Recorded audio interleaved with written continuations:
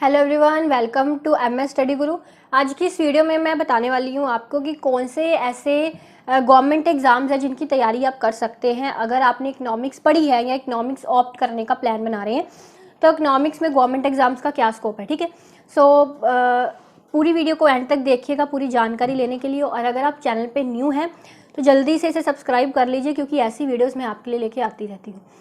तो देखिए, चाहे आप 10th क्लास में हैं, चाहे आप 12th में हैं, चाहे आपने बीएससी किया है, चाहे आपने एमए किया, सो मैं आज आपको ये बताने वाली हूँ कि अगर आपने इकोनॉमिक्स पढ़ी है या फिर अगर आप इकोनॉमिक्स ऑप्ट करने जा रहे हैं 10th के बाद या +2 के बाद, सो क्या बेनिफिट रहेगा आपको इकोनॉमिक्स के बाद, अब कौन कौन से गवर्नमेंट एग्जाम्स की तैयारी कर सकते हैं, ठीक है।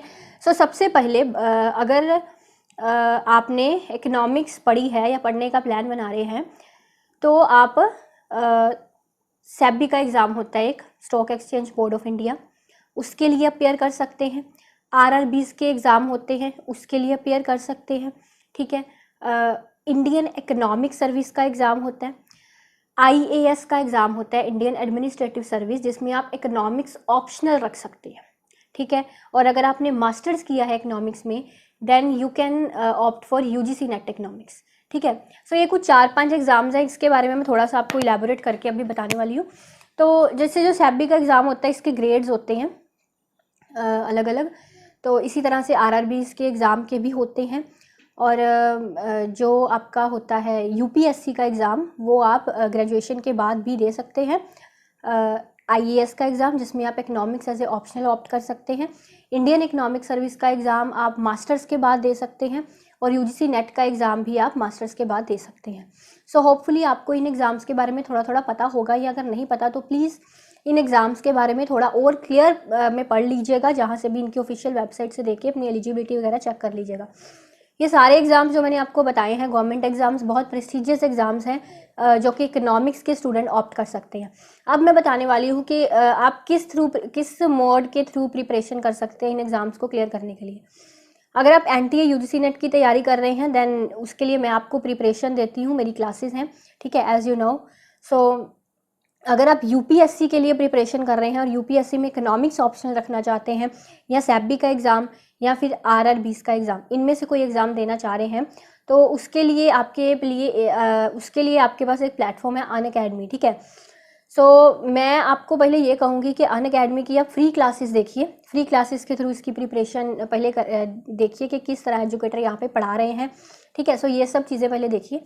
सो अगर आप स्टार्टिंग में ही चाह रहे हैं कि नहीं हमको पूरा कोर्स चाहिए, ठीक है, सो फिर आप प्लस सब्सक्रिप्शन की तरफ ऑप्ट कीजिए, क्योंकि जो आपकी फ्री क्लासेस होती हैं उसमें आपको पूरा कोर्स नहीं मिलता।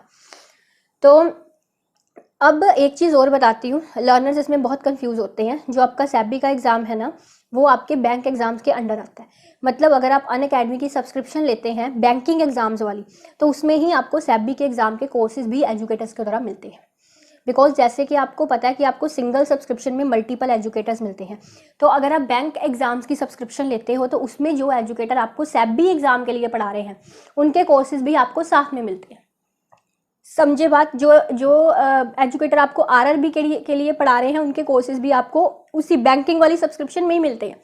डैट मीन्स टू से कि आपको अलग से सब्सक्रिप्शन नहीं लेनी, ठीक है। अगर आप बैंकिंग एग्जाम्स की तैयारी कर रहे हैं और आप सेबी की तैयारी भी कर रहे हैं तो उसके लिए सेम सब्सक्रिप्शन है, अलग सब्सक्रिप्शन नहीं है। मतलब आपको एक ही बार पे करना है और उस एक ही बार पे करके आप बैंकिंग एग्जाम्स की तैयारी भी कर सकते हैं, सेबी एग्जाम की तैयारी भी कर सकते हैं, और जिन एजुकेटर्स के आरआरबी पे कोर्स बने हुए हैं वो भी आप देख सकते हैं, ठीक है। तो ये चीज़ है।